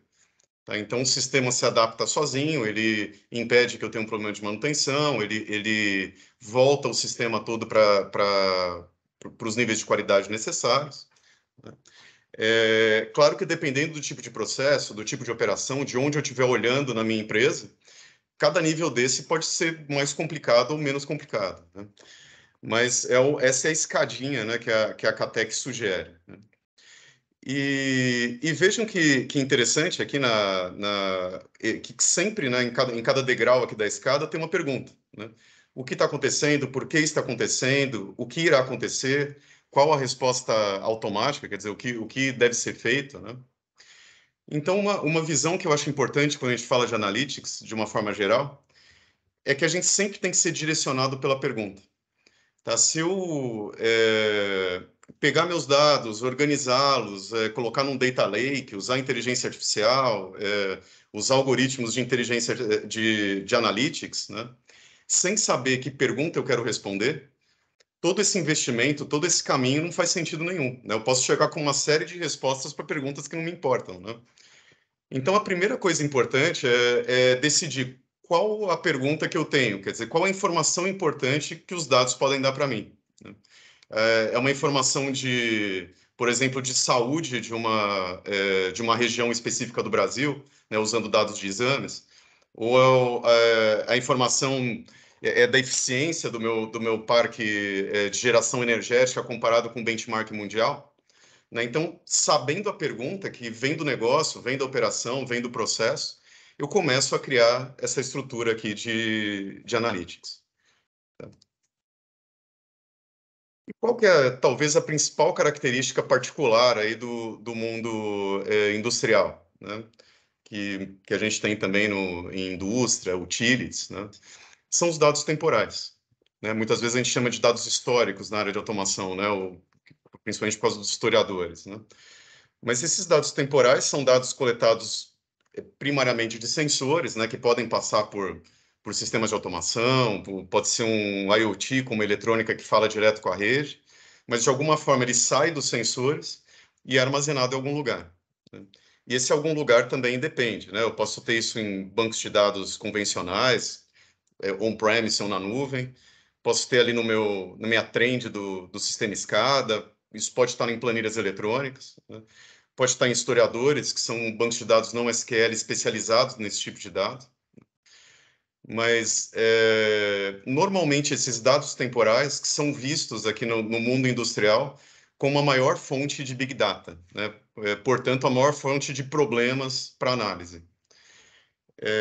Então, como que eu trabalho com esses dados históricos, né? Com esses dados que vêm dos meus sensores, para provocar o menor problema possível lá na frente? Então, vamos tentar cruzar aqui as duas ideias, quer dizer, dos níveis da CATEC com as ideias dos dados temporais. Primeiro, se eu tiver visibilidade dos meus dados, tá? Tipicamente, como eu falei lá atrás, visibilidade, eu tenho o sistema de automação, eu tenho sensores, eu tenho algum tipo de rede, pode ser via IoT ou diretamente via sistemas de automação convencionais. Eu consigo coletar os dados desse sistema e colocar numa base de dados, né? Tipicamente um historiador, né? Que hoje pode ser um historiador em cloud ou um historiador on-premise, né? Com vantagens e desvantagens aí de cada arquitetura. Então, quando eu começo a armazenar esses dados no historiador, eu começo já a ter oportunidade de dar visibilidade para vários usuários, várias áreas, apenas com esse armazenamento e mostrando os dados, tá? Então, esse aqui seria talvez o primeiro passo de análise de dados olhando para o mundo industrial. E que tipo de pergunta eu respondo com esse tipo de ação? Aqui são exemplos totalmente gerais, né? Mas só para inspirar aqui, falar, putz, eu preciso chegar nesse nível aqui, no nível 2, por exemplo, porque eu tenho esse tipo de pergunta ainda, né? Por exemplo, qual foi a curva da temperatura durante o primeiro turno de hoje? Eu tive um problema ali de qualidade, por exemplo, num processo embatelado, que foi realizado no primeiro turno. O que aconteceu com a temperatura nesse turno? Um dado simplesmente de sensor armazenado e mostrado para um especialista, né? Por quanto tempo a bomba 2 ficou funcionando nesse mês? Digamos que eu seja da manutenção, tenho interesse de fazer uma manutenção preventiva, e eu quero mudar minha preventiva por tempo para uma preventiva por orímetro, né? Então, eu já consigo responder esse dado só com visibilidade. Qual foi a pressão máxima atingida desse equipamento, né? Digamos que eu vejo um desgaste muito grande de um equipamento específico, eu olho para o histórico dele para ver se ele foi operado dentro das condições adequadas. Qual foi o consumo total de água, de insumos, de energia desde o início do ano, nessa semana, no último turno? A gente tem visto vários movimentos, principalmente puxados pelas iniciativas de ESG e de sustentabilidade, começar a olhar para sensores de produção e tentar interpretar, né, esses sensores com esse olhar. Quer dizer, como é que eu reduzo consumos, reduzo emissões, operando ou planejando meu processo da melhor forma possível. E outro exemplo, quantas vezes a temperatura passou de um valor mínimo na última hora? Também um exemplo, né? Mas percebam a capacidade analítica que a gente tem, simplesmente pegando os dados da minha automação, armazenando e mostrando para o usuário certo. Tá? Então, com esse primeiro passo, talvez até bastante simples, eu consigo já resolver uma camada de problemas, né? Uma camada de análises e ajudar uma série de usuários aqui a tomar diferentes decisões. Vamos dar mais um passo aqui na escadinha, o nível 4. Né? Por que isso está acontecendo? Aqui, como eu falei, a gente já está mais no mundo do MES, mais no mundo do contexto sobre os dados temporais. Eu tenho os dados sensores e tenho um contexto de negócio sobre isso. E percebam que eu não usei ainda inteligência artificial, eu não estou usando nada muito sofisticado em termos de algoritmo, né? Eu estou estruturando o dado e distribuindo da forma correta. Então, por exemplo, qual o equipamento que provocou mais paradas na minha linha? Né? Eu tenho uma linha que tem um desempenho específico. Qual que foi o culpado aqui por derrubar o desempenho da minha linha? A matéria-prima de algum dos meus fornecedores está me causando mais perdas do que outros? Tá? Essa é uma pergunta muito comum quando a gente vê esse tipo de implantação, né, implantações de sistemas MES. A gente teve um cliente, por exemplo, que ele fez todo o cálculo da implantação de um sistema de cálculo de OE, de desempenho, procurando pagar o sistema com o ganho de produtividade, que é um ganho natural quando você começa a gerenciar o OE de uma forma mais detalhada, né? E o projeto foi pago muito antes, quer dizer, o ROI dele foi muito melhor, né? Porque ele conseguiu separar o desempenho do processo dele com diferentes matérias-primas. Era uma empresa de latas, né, de alumínio, então a matéria-prima era basicamente a folha de alumínio, essa é a principal matéria-prima, e com isso ele ganhou uma série de vantagens de negociação com os fornecedores de alumínio. Tá? Então ele conseguia comprovar que o problema foi do alumínio, que a qualidade que foi entregue não era suficiente, uma série de coisas. Vejam só olhando o dado dentro do contexto correto. Né? Eu olho o dado, por exemplo, do historiador da quebra, né, do rompimento da folha de alumínio, e eu contextualizo isso dentro do fornecedor ou dentro da bobina que eu estou usando naquele momento. Meus programas de melhoria estão aumentando a qualidade do meu produto? Né? Muitas vezes a gente tem equipes fazendo Kaizen, equipes de Six Sigma trabalhando em melhoria em vários parâmetros do produto, mas às vezes é muito difícil eu juntar todos os dados, quer dizer, como uma melhoria de processo ou estabilidade de uma variável impactou no meu produto do final, né, o produto que está saindo para o meu cliente. Então, dados podem nos ajudar a responder isso. E comparações de vários tipos. Qual a planta mais eficiente? Qual é o tipo de equipamento mais eficiente para uma determinada função? Vejam que eu já estou respondendo uma série de perguntas de analytics, né? Uma série de perguntas de usuários de negócio que precisam tomar ação com base em dados. Por enquanto, armazenando os dados da forma adequada, mostrando da forma adequada e contextualizando. Aqui é um desenho típico, né, das camadas parecido com as camadas da ISA, mas a gente está olhando aqui basicamente camada 2 e camada 3, né? Que eu tenho dados de automação sendo armazenado, muitas vezes no historiador, num sistema PINS, e depois contextualizado por um sistema MES. Então, esse caminho nos leva a uma capacidade de análise já bastante grande, só estruturando os dados. No nível 5, né, o que irá acontecer, que é normalmente onde eu começo a ter que lidar com os meus problemas de Big Data e algoritmos de Machine Learning, inteligência artificial. Tá? Então, por exemplo, olhando no contexto de manutenção, né, que são os projetos que a gente tem visto com maior frequência no mercado, a gente tem um pouco, né, se eu for usar Machine Learning, por exemplo, pegando históricos, né, dos historiadores, dos sistemas de processo, de funcionamento dos equipamentos, das linhas, dos itens que eu quero estudar, e históricos de falhas, alarmes e problemas reportados. E aí eu começo a ter que usar inteligência artificial para correlacionar os dois e, em alguns casos, né, conseguir chegar em bons algoritmos de previsão de falhas. Então, aqui eu começo a ter algumas aplicações de inteligência um pouco mais sólidas, né? Então, eu começo a responder, por exemplo, qual a chance do meu equipamento apresentar falha nos próximos 2 meses, né? Então, eu começo a planejar uma parada programada, né? Eu devo planejar para os próximos 2 meses para esse equipamento, ou eu posso trabalhar um pouco mais com ele, né? Ou vale a pena eu fazer uma preventiva, né, nesse período, enfim, por desencargo de consciência, né? Ou meu algoritmo já está falando que eu posso atrasar minha preventiva e usar esse equipamento por mais tempo, gastar menos insumos, né? Então, aqui eu começo a ter essa discussão de análise de dados. Quais os índices de qualidade que meu produto apresentará ao final da batelada?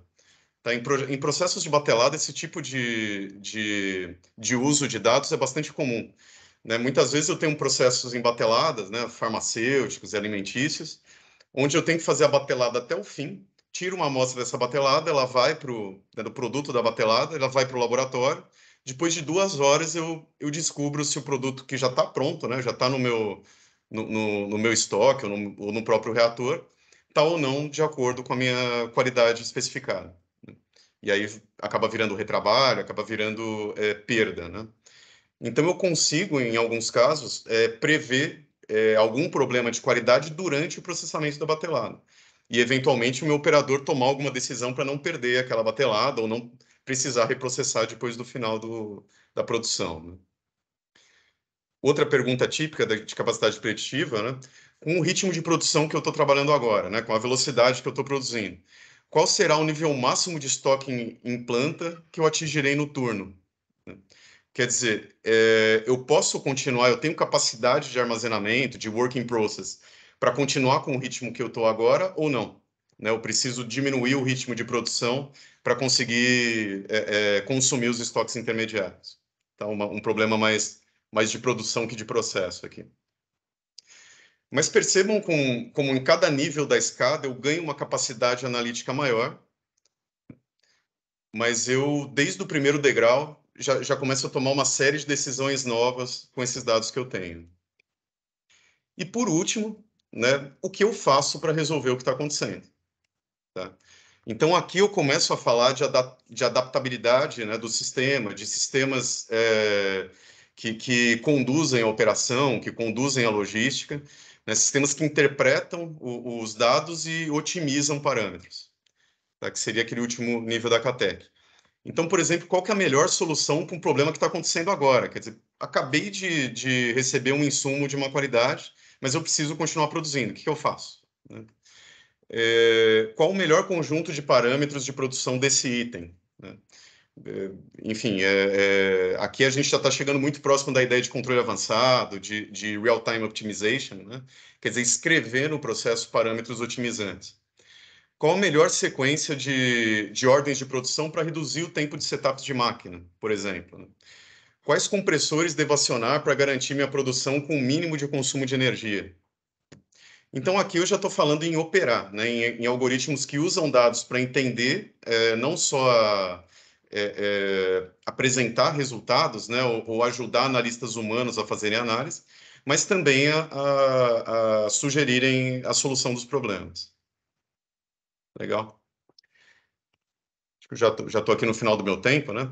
Mas só fechando essa ideia, a mensagem principal que eu queria dar aqui, né? Na verdade, acho que são 2 mensagens, né? Primeiro, comecem pelo problema, né? Não tomem aquela iniciativa, vamos implantar Big Data e depois entender o que você quer resolver. A gente vê muitos projetos de analytics começando pela tecnologia e não dando resultado. E, às vezes, muitos projetos super simples de integração de dados, de coletas de dados, dando resultados bastante interessantes. Tá? Então, comecem pela pergunta e não subestimem as soluções mais simples. Tá? Muitas vezes, o seu grande problema está nesse primeiro passo. Legal? Bom, acho que agora a gente pode abrir para as discussões, Ricardo. Perfeito, obrigado, Ricardo. No chat aqui tem uma pergunta do André, direcionada para o Ricardo. Você poderia dar um exemplo de como estruturar melhor os dados a serem coletados para facilitar o trabalho e, posteriormente, com o Big Data Analytics? Obrigado, André, pela pergunta. Legal, André, boa pergunta. Tem uma série de alternativas para a gente estruturar bem esses dados lá embaixo, né? Mas um ponto interessante do ponto de vista tecnológico, né, para a gente e para a indústria, as tecnologias industriais estão caminhando para permitir que você faça isso, né? Então, qual que é a grande complexidade, né? Acho que quem já trabalhou com automação, você vai lá para o PLC, você tem lá o tag TIC 0332, que não quer dizer absolutamente nada para ninguém de negócio, para ninguém de processo, só para quem fez aquele processo, aquele projeto, né? Então, se você disponibilizar esse TIC X aqui para alguém, para um analista de qualidade, ele não vai ter contexto nenhum, ele não vai conseguir usar esse dado, né? Então, o que normalmente se fazia, né, com as tecnologias, por exemplo, de historiador, eu dava um nome ali para o historiador, do tag TIC 05 não sei o que lá, tracinho, temperatura do motor da área tal, né? E ficava aquele nome gigantesco de 500 caracteres, né? Então, a ideia é a gente tentar contextualizar o dado mais próximo possível da automação, para quando eu for subindo e misturando com mais dados, ele já chegar contextualizado, né? Uma tecnologia interessante para isso é o OPC-UA. O OPC-UA, ele permite que você contextualize os dados no próprio OPC. Então, eu consigo criar ali a máquina X, a parte tal, e o nome do tag, essa arquitetura, né, essa árvorezinha lá na origem, e subindo esse dado já com contexto. Tá? Então, talvez a primeira grande sugestão é fazer isso. Tente contextualizar o dado mais próximo possível da origem, porque você vai ter menos dor de cabeça depois para frente, quando esse dado estiver misturado com dados da planta inteira. Legal. Perfeito. Agora eu vou fazer uma pergunta para cada colega. O Ricardo já teve aqui no chat. Tem mais uma. Carlos Eduardo, com o advento do 5G, como o advento do 5G pode impactar nas aplicações industriais de analytics? 5G. Essa é para mim, Ricardo, ou para todo mundo? Não, Bom, pode ser. posso dar minha opinião aí depois, se Exato. vocês quiserem, né? Legal. Um outro grande desafio da indústria, né? Porque quando a gente está falando de indústria, por exemplo, uma planta automotiva, todos os equipamentos estão mais ou menos no mesmo lugar geográfico, né? Então, quando a gente fala, eu preciso ter rede entre equipamentos, né? Passá-la do nível 1 para o nível 2, é razoável, assim, são projetos razoáveis, não são grandes impeditivos comerciais, né? Agora, quando eu começo a falar de projetos processos muito distribuídos, saneamento, elétrica, né, eu começo a ter ativos muito distantes entre si e a coleta de dados começa a ser um problema. Como que eu coleto dados, enfim, de centenas de milhares de hidrômetros, né, da Sabesp aqui de São Paulo, para analisar perda d'água, analisar problemas de fornecimento, né? Então, o grande caminho para isso é o IoT, né? O IoT basicamente é coletar o dado numa eletrônica baratinha, numa eletrônica que você consegue colocar perto ali da origem do dado, e ela sozinha consegue se comunicar de alguma forma com a cloud ou com algum sistema para passar esse dado, né? Hoje a gente tem uma série de tecnologias de IoT, redes como o LoRaWAN, né? Mas ainda é muito difícil a gente trabalhar com esse dado com grande volume. Se eu precisar fazer um monitoramento em tempo real, se eu precisar até fazer um acionamento remoto, a gente não tem ainda boas redes confiáveis e com um desempenho adequado, tá? Então, o 5G vai trazer, né, a grande promessa do 5G é essa, quer dizer, eu vou ter uma rede confiável, de alta velocidade e distribuída em espaços maiores, né? Então, eu vou poder ter quase que uma rede interna com todos os meus clientes de saneamento. Então, vai ser uma oportunidade de trazer muitos dados que hoje seria caríssimo trazer, né, e abrir uma porta para analytics muito grande. Vai potencializar a coleta de dados. Opa, tem alguém? Sim. Tem alguém com a mão Felipe. levantada? O Felipe. Fui eu. Não, eu queria contribuir também, embora não seja indústria, mas a parte de 5G, por exemplo, para a parte de hospitais, a gente tem muito uso de IoT, e aí tem outras tecnologias também que a gente usa com RFID e tudo mais. Eu entendo que é diferente de um contexto de planta, de uma indústria que é muito maior a área, mas para a parte de hospitais também você tem um uso exaustivo ali para fazer acompanhamento não só de equipamentos, registros de medicamentos que são caros e estão dentro da parte de almoxerifado e a parte também de condução de paciente também dentro de uma jornada, coisas nessa linha. E a parte do 5G também habilita muita coisa. Só que na parte de hospitais, ela não é vista com tanta expectativa, porque você tem muito equipamento que dá interferência de sinal. Então, é engraçado isso. É. E aproveitando o gancho, Felipe, a gente enxerga assim, né, que indústria 4.0 ela acaba ficando dentro da indústria, né? E transformação digital é além da indústria, né? O modo qual a indústria se conecta com os seus clientes, né? O que os seus clientes estão consumindo, ou o que os clientes estão falando do meu produto.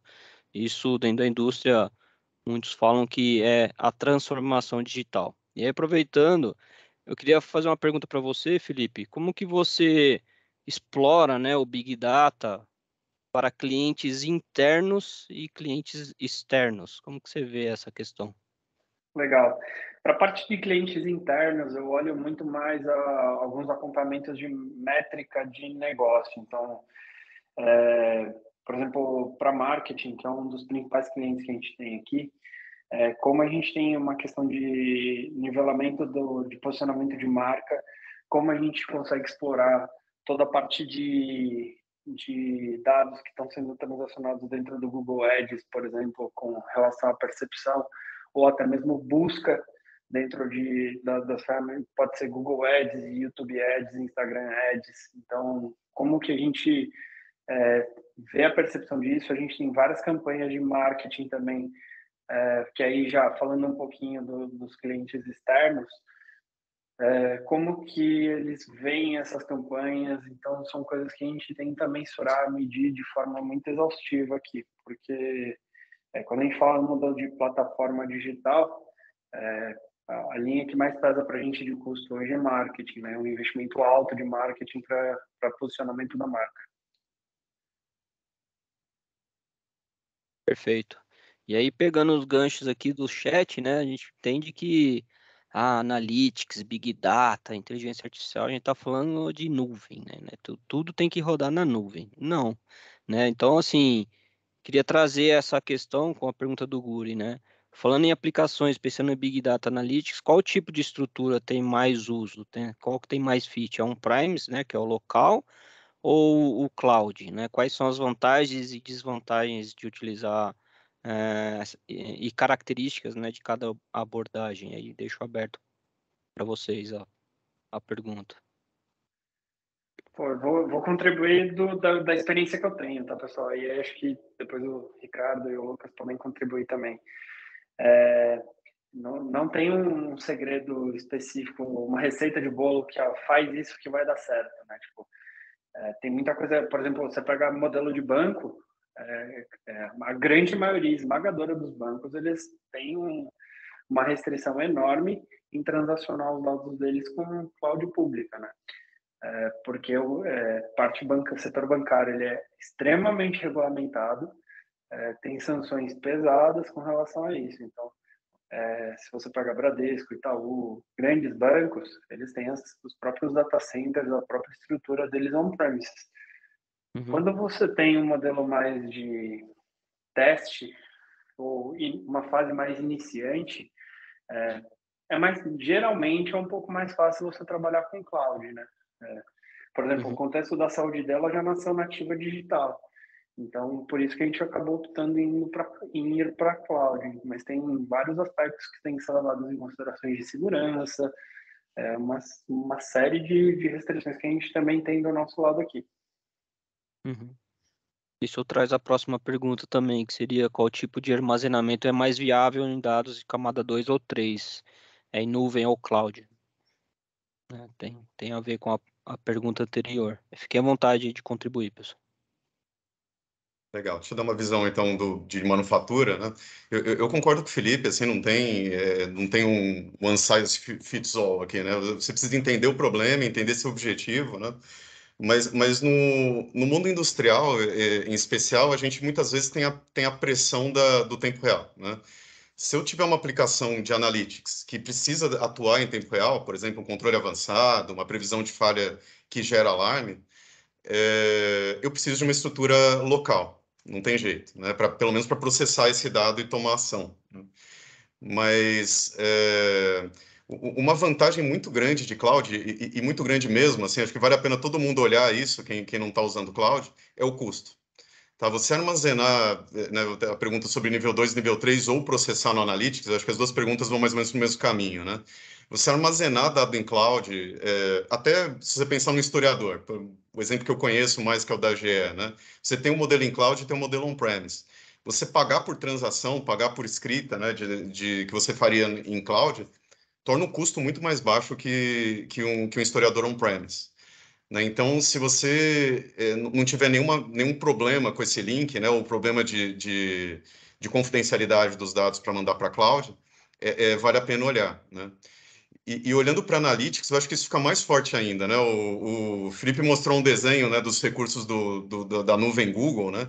É um monte é um cinto de utilidades ali que você pode usar e pagando só pelo consumo. Né? Tem muitos desses recursos que, às vezes, se você usar, enfim, para 20% da sua necessidade, muitas vezes a área industrial usa poucos dados, comparando com a área comercial. Às vezes você está até na camada gratuita do uso do serviço. Eu já vi várias vezes aplicações industriais da AWS e nem ter custo, porque eu usei ali um volume muito pequeno, né? E só o último modelo, né? Os sistemas em cloud também têm um pé na on-premise, que são os chamados edges, né? Que seria você pegar um recurso de cloud e instalar num servidor local. Tá? Então, respondendo, né? Talvez o melhor desenho, ou o desenho mais moderno, digamos, se você não tiver nenhum problema em usar cloud, né? É você ter as aplicações de análise em cloud e quando você precisar de ações em alta velocidade, você ter esse pezinho de edge do próprio sistema em cloud. Edge Compute, né?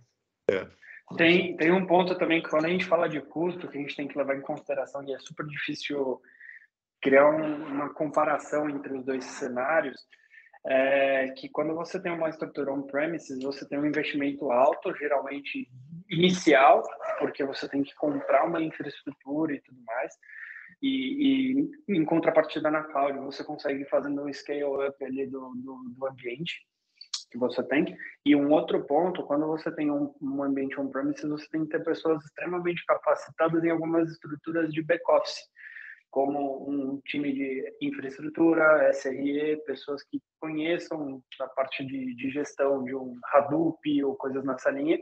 E quando você tem um serviço, um cluster numa cloud, não necessariamente você precisa ter uma pessoa que entenda tecnicamente daquilo, ele precisa saber executar e parametrizar. E aí você tem aquela condição que você pode pegar a calculadora, dar um maisinho, depois você reduz, desliga, bom, enfim, tem trade-offs ali, né? Uhum.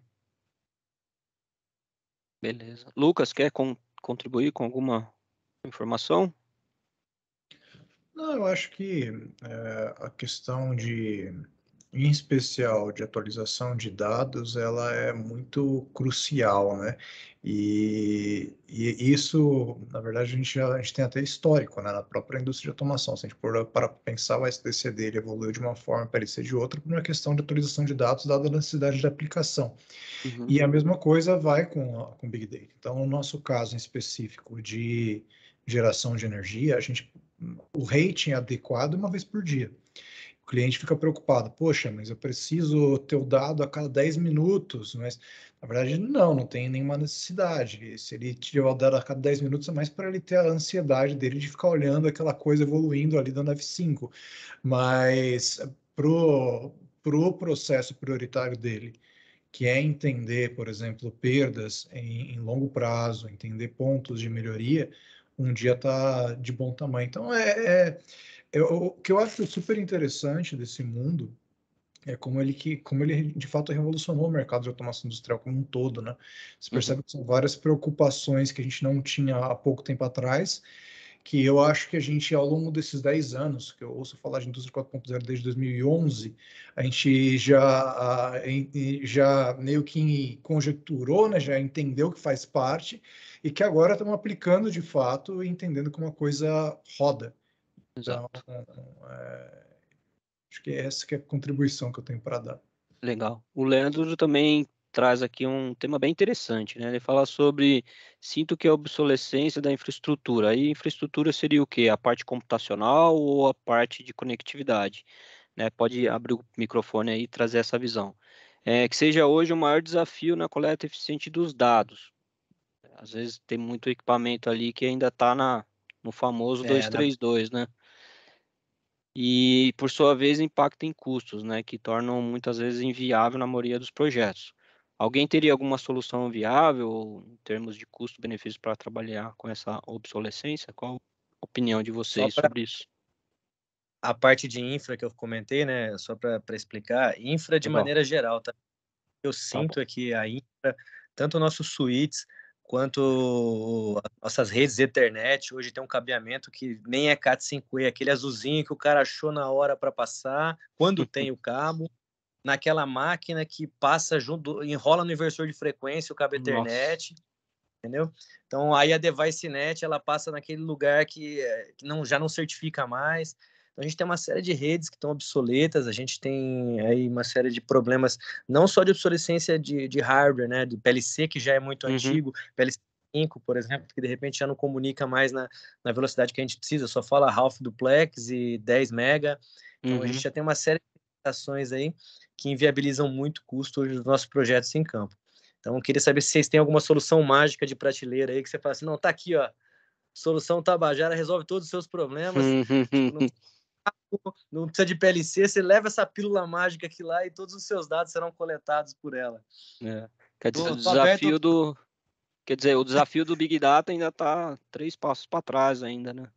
Em alguns Exato. casos. Né? Eu acho que a tua fala ela é interessante, cara, porque você acaba colocando várias questões. A primeira delas e que eu acho que também tem muito na questão da indústria 4.0, quando você olha aquele mapa, né, que o Ricardo colocou, que tem muita questão de processo. Né? Então, coisas básicas que hoje a gente coloca outro nome, como 5S, como gestão da qualidade, isso tem que vir, né? Tem que ser feito ali uma parada para que você consiga deixar a coisa o máximo possível adequado, né? Para evitar até questões de risco e tentar mapear ao máximo. Quanto às soluções, eu acho que a questão toda é criar matriz de risco. Né? Existe, eu já vi, né? Cara, tem PLC 5 rodando até hoje e eu acho que é o melhor hardware já criado na história da automação industrial. Não tem como você falar que aquele negócio robusto de metal, ele quebra mais do Concordo. que o negocinho de plástico que a gente coloca hoje. E se estiver bem desenvolvida a rede, mesmo que ela seja até o Modbus mais antigo, né, às vezes não tem necessidade de se retirar. O que precisa ser feito muitas vezes é uma forma de interfacear isso com redes mais atuais. Né? E aí você tem maneiras adequadas de fazer isso conforme a matriz de risco. Mas aí eu acredito, né, que para solucionar essa questão, antes de investir em tecnologia, a melhor coisa é investir no processo, é investir, por exemplo, em alguém que consiga fazer um mapeamento adequado e priorizar essas ações. E não é um negócio tipo do dia para a noite, tá? Isso eu estou tirando meu crachá aqui, comentando de algumas experiências que nós tivemos ali, tanto com o Siemens quanto com o Rockwell. E agora é todo mundo diferente, mas vejo similaridades até em parques eólicos novos, né, cara?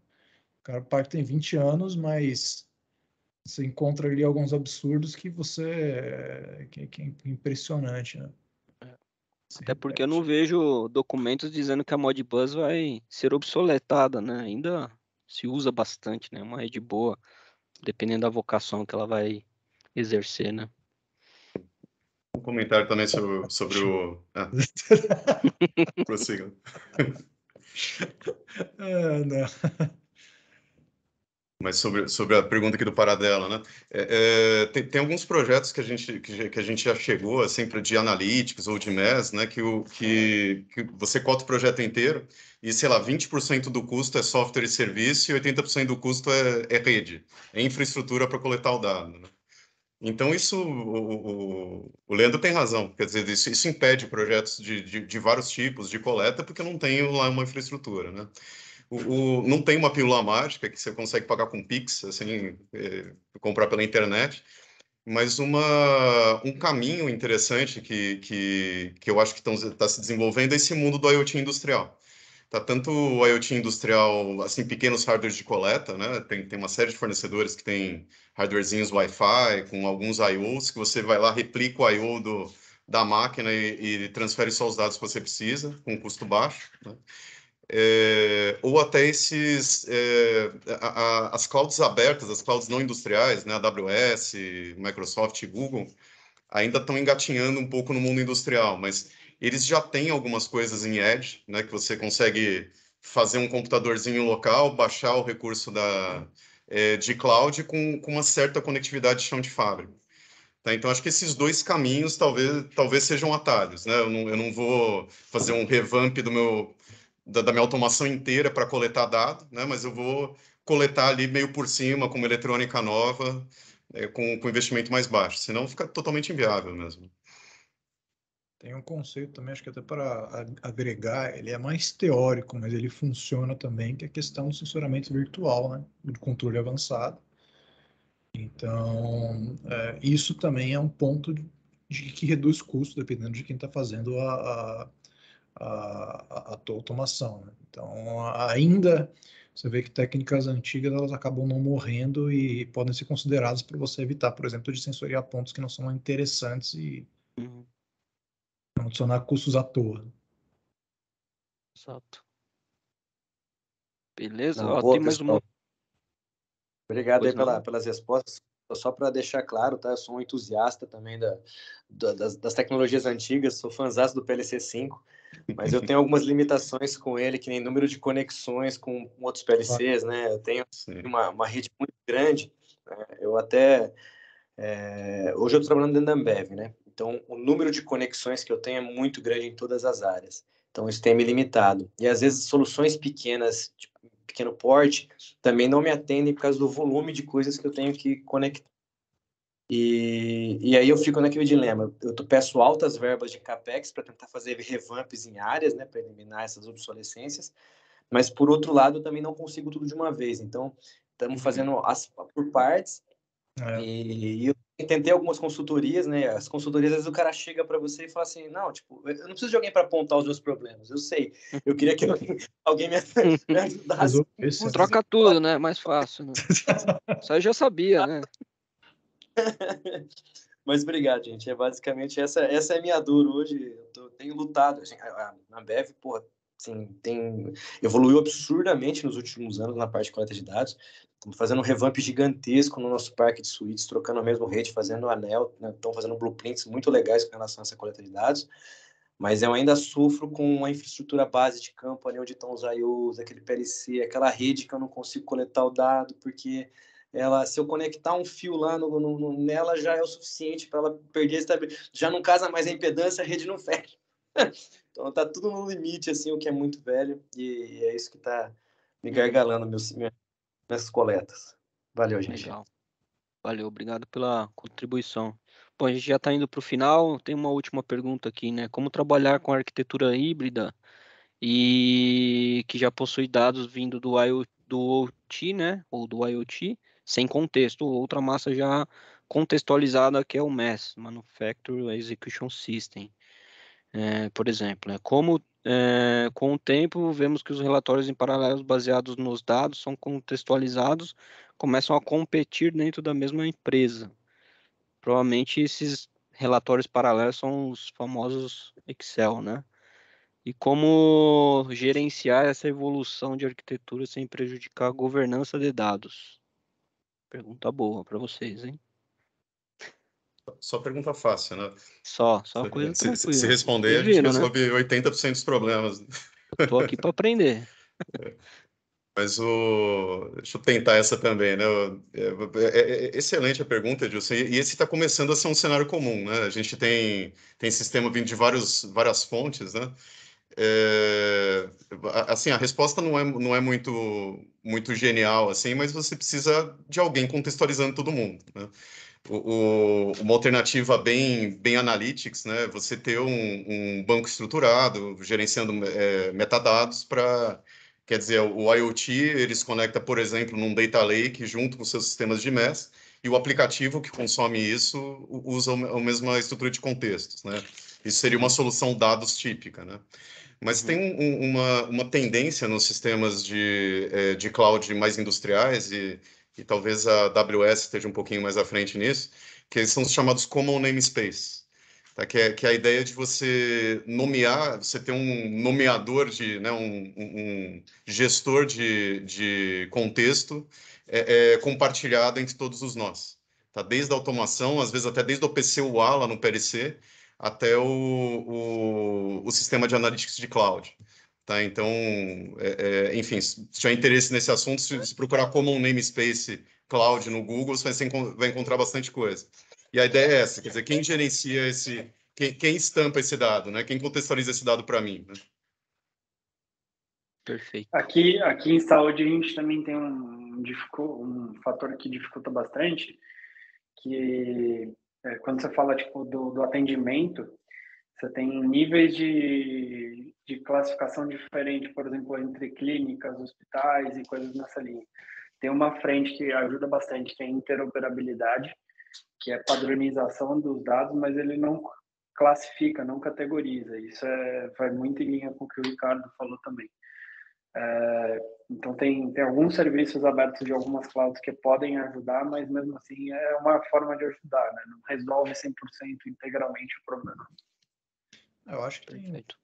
tem um pensamento para colocar, que é o primeiro que, para responder a sua pergunta, a resposta é governança. O ideal seria ter a governança de dados bem definida, onde que entra e sai, como que eu faço a tradução de um banco para o outro, só que na realidade não é isso que a gente encontra na prática, né?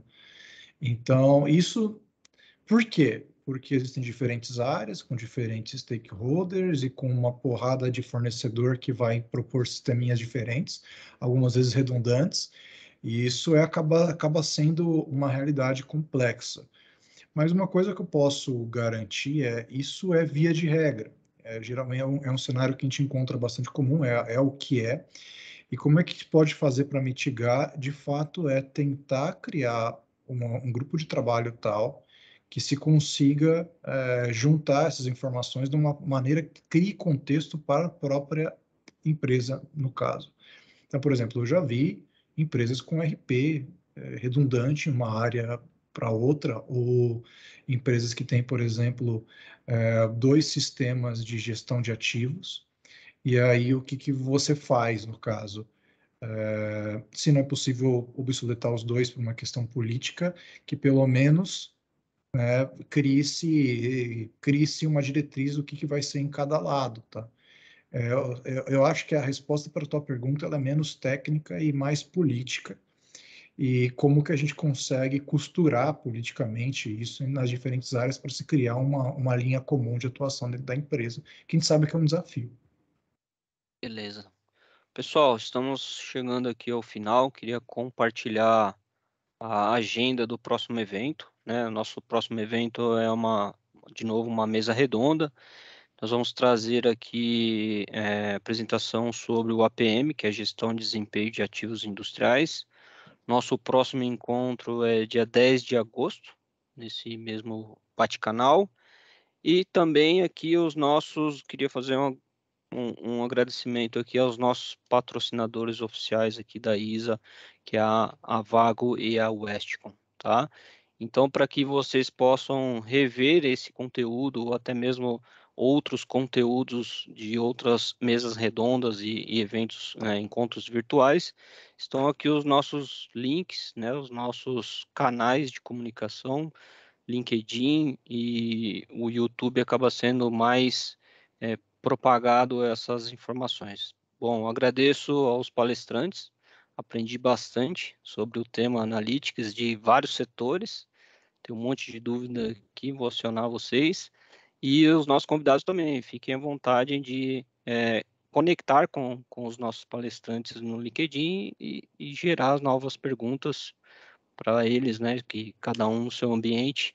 Eu achei bem interessante. Bom, agradeço a todos e finalizo por aqui. Obrigado pela presença de todos e uma boa noite.